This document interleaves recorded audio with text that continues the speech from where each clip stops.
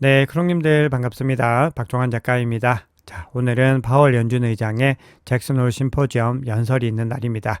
그동안의 시장이 이 연설에 대한 경계감을 가지고서 꾸준히 조정받는 국면을 보였는데요. 파월 발언이 매파적일지 비둘기파적일지에 따라서 또 큰 변동성이 나타날 수 있습니다. 과연 현재 시장은 어떤 국면에 있는지, 파월은 어떤 발언을 할지 짚어보겠습니다. 네, 오늘 영상이 도움이 되셨다면 구독, 좋아요, 댓글, 알림 설정 정중히 부탁드리겠습니다. 네, 먼저 뉴욕 증시 상황부터 한번 살펴보겠습니다. 뉴욕 증시는 그동안에 잭슨홀 심포지엄에 대한 경계감들은 상대적으로 암호화폐보다는 좀 덜했습니다. 그럼에도 AI 거품론이 나오면서 기술주 투매가 꾸준히 이어졌었는데요.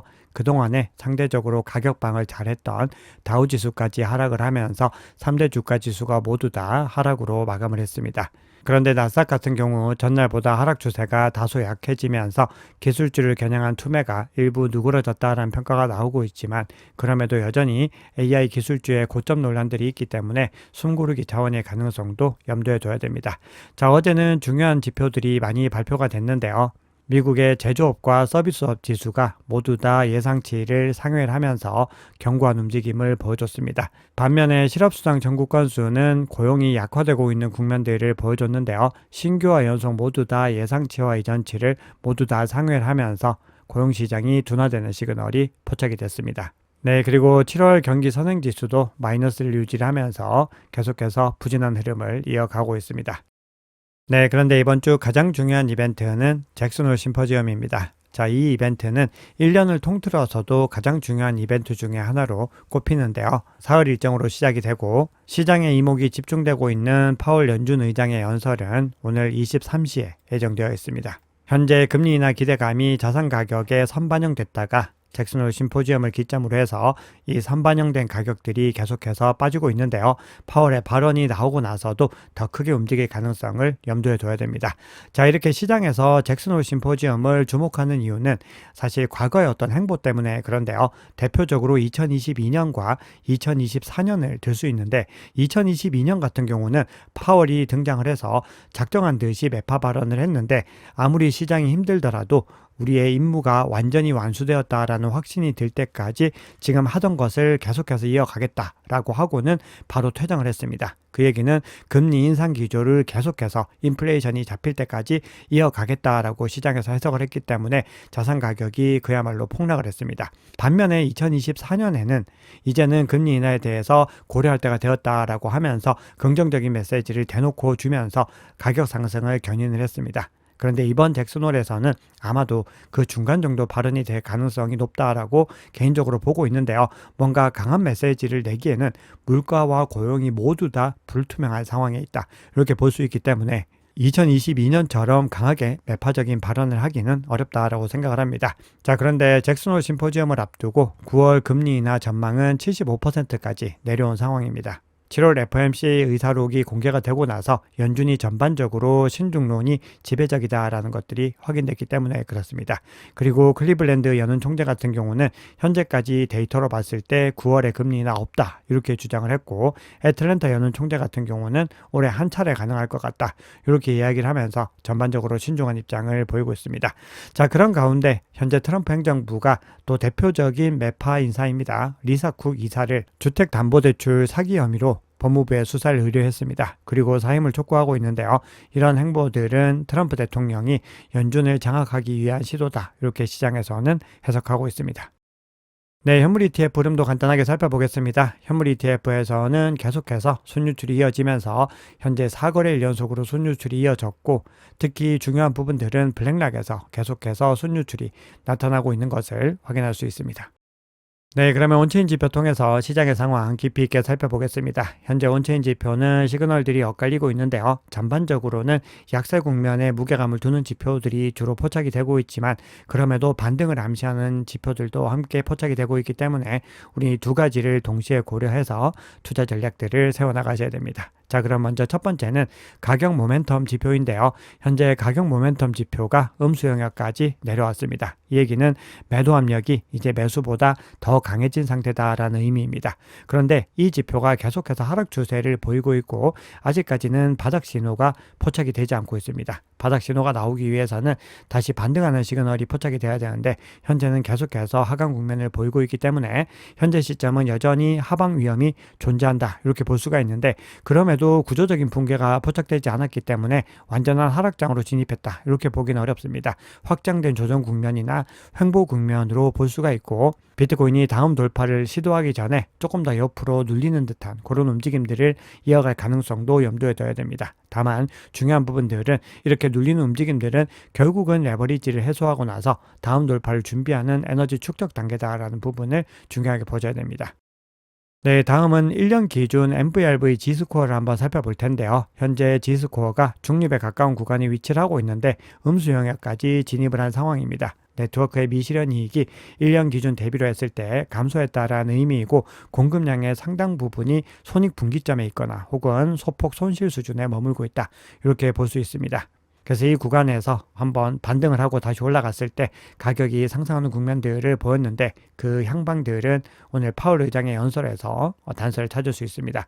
자, 그리고 현재 단기 보유자 실현 가격이 대략적으로 107K를 내외로 형성이 되어 있는데, 현재 가격 구간이 아직까지 단기 보유자 실현 가격보다 더 상단에 위치하고 있기 때문에 전체적으로 온체인 시그널 상으로서의 지표는 상승 추세를 여전히 향하고 있습니다. 네, 다음으로는 크립토 퀀트의 불스코어 인덱스 한번 살펴볼 텐데요. 불스코어 인덱스가 70에서 50까지 뚝 떨어지는 모습을 보여주고 있는데요. 현재 강세 진정 국면에서 중립 단계로 전환을 했습니다. 그리고 최근에 반등 움직임에도 작년 11월에 있었던 그 수준까지는 도달하지 않은 것을 볼 수 있는데요.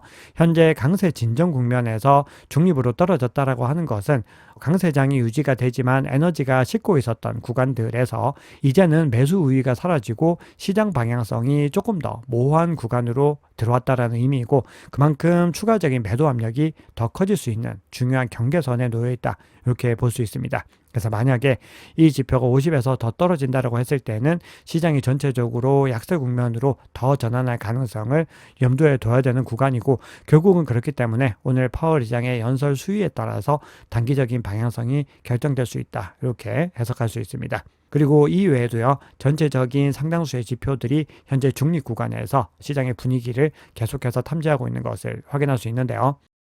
자, 그런 가운데 매일 시황에서 좀 중요하게 전해드리고 있는 코인베이스 프리미엄 지표가 어제 양수 영역으로 일시 전환을 했는데 다시 크게 음수 영역으로 전환을 해서 하락폭이 더 커지고 있는 것을 볼 수 있습니다. 이 얘기는 미국의 기관들도 다시 매도세로 전환을 했다라는 시그널이고, 이에 덧붙여서 소매 투자자들도 계속해서 물량을 던지고 있는데요.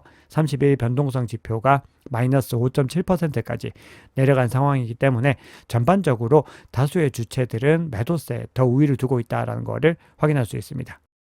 자, 그러면 지금까지는 약세 국면에 있는 시그널들을 말씀을 드렸다면은 이제는 좀 불리시한 긍정적인 시그널들을 몇 가지 짚어볼 텐데요. 먼저 고래 매수세입니다. 1000개에서 10,000개를 보유하고 있는 상당히 많은 물량을 보유하고 있는 이 고래들의 움직임 한번 살펴봤을 때 또 의미심장한 움직임이 나타나고 있습니다.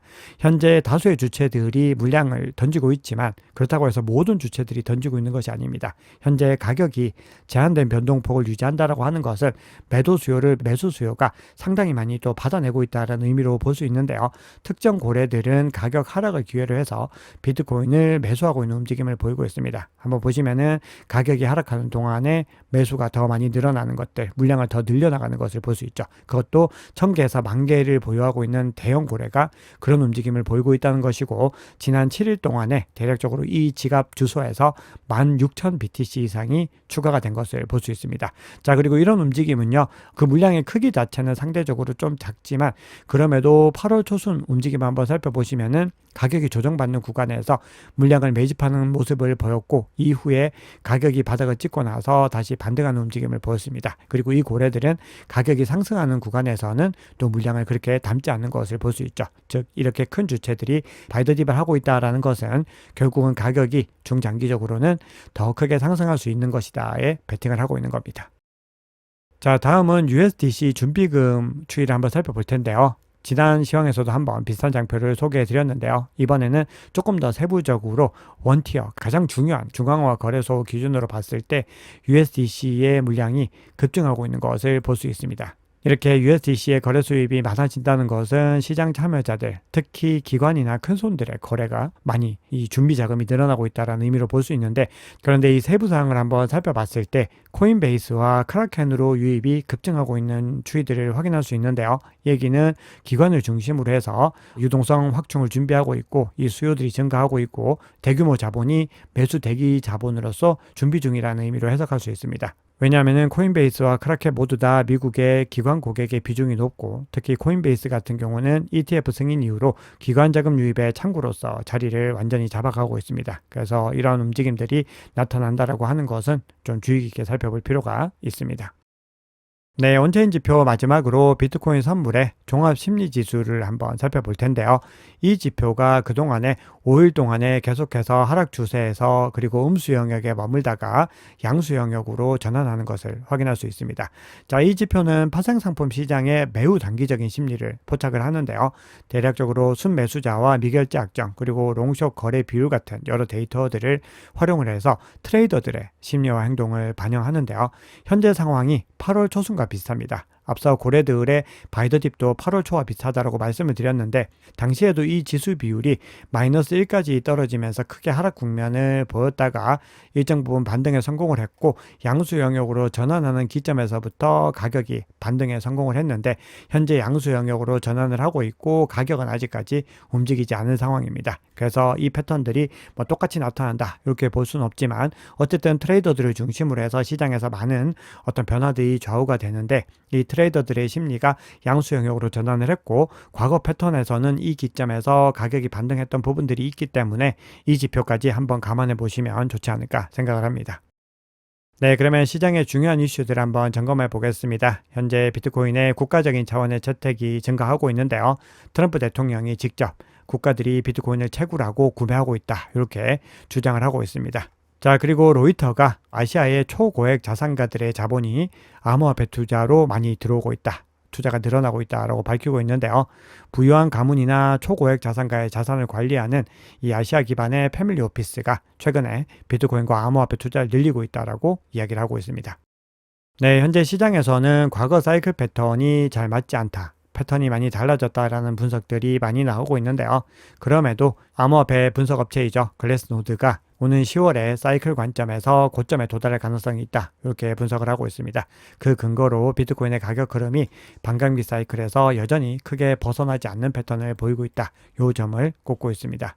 네, 미국의 상무장관입니다. 하워드 루튼이 가족이 운영하는 투자은행 캔터 피츠제럴드가 피델리티 비트코인 현물 ETF에 1.2억 달러를 투자한 것으로 나타났습니다. 그리고 캔터 피츠제럴드는 로빈후드 주식에도 1.7억 달러어치를 투자한 것으로 나오고 있습니다. 그만큼 미국의 상무장관 가족들이 이끌고 있는, 원래 하워드 루튼 2기 회장으로 있었던 회사입니다. 암호화폐에 계속해서 진심을 보이고 있는 것을 확인할 수 있습니다. 자, 그동안에 비트코인 대비로 이더리움에 대해서 우호적인 입장을 견제해왔던 JP모건이 이더리움이 지난 몇 주 동안 비트코인보다 상승폭이 컸던 4가지 이유를 분석을 하면서 이더리움 현물 ETF 스테이킹 승인 기대감과 기업 매수세, 그리고 유동성 스테이킹 토큰은 증권이 아니다라고 하는 SEC의 성명, 그리고 효율성과 유동성을 높이는 ETF 현물 방식, 이 기반으로 해서 이더리움이 상승해왔다 이렇게 주장을 하고 있습니다. 그러면서 이더리움이 비트코인에 비해서 성장 잠재력이 더 크다 이렇게 진단을 하고 있습니다. 네, 그러면 CBD 지표 한번 살펴보겠습니다. 현재 CBD 지표는 전날 대비로 큰 폭의 어떤 변화는 나타나지 않고 있는데요. 여전히 바이낸스 CBD 상으로 회복 국면이 뚜렷하게 포착이 되지 않고 있습니다. 파이어 차트 상으로 봤을 때 120K 상단에 있는 매도벽은 그 추이가 비슷한데요. 가격을 중심으로 해서 매수세와 매도세가 치열한 공방을 이어가고 있습니다. 고래들의 움직임 한번 살펴보시면은 갈색 고래도 매도 추세를 보이다가 현재 시점에서는 관망의 흐름을 보이면서 약간씩 매수세의 어떤 흐름을 보이고 있는데, 아직까지 시그널이 명확하지 않고요. 나머지 중요한 주체들은 모두 다 물량을 던져내고 있고, 뚜렷하게 매수의 시그널이 포착이 되는 것은 가장 작은 주황색만 지금 적극적으로 매수를 하고 있습니다. 그래서 전체적인 주문량은 어제와 마찬가지로 매도세가 매수세보다 더 우위에 있는 것을 확인할 수 있습니다. 네, 비트코인 차트 한번 보겠습니다. 어제 비트코인 가격이 114K 상단으로 올라갔을 때 추세 전환에 성공하지 못했다라고 말씀을 드렸고요. 꾸준히 변동의 흐름을 가져가는 동안에 불트랩에 조심해야 된다라는 부분 말씀을 드렸는데, 현재 촬영 시점 기준으로는 가격이 112K 초중반에 와 있습니다. 결국 비트코인 가격이 본격적으로 반등하기 위해서는 22평선과 52평선을 다시 상회를 해야 되는데 현재 22평선이 52평선을 하회하는 데드크로스가 임박해 있는 것을 확인할 수 있습니다.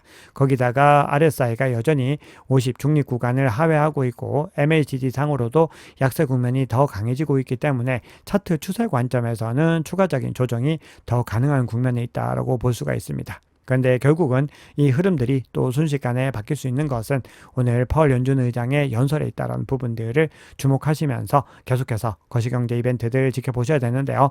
현재 청산 히트맵 상으로 봤을 때 숏포지션은 114K에 짙게 밀집이 되어 있고 롱포지션은 111.4K에 형성이 되어 있기 때문에 파월의 발언 이후로 특정 포지션을 청산하게 됐을 때 또 큰 변동성이 일어날 수가 있습니다. 네, 오늘 준비한 얘기는 여기까지입니다. 여러분 오늘 영상이 도움이 되셨다면 구독, 좋아요, 댓글, 알림 설정 정중히 부탁드리겠습니다. 지금까지 박 작가였습니다. 감사합니다.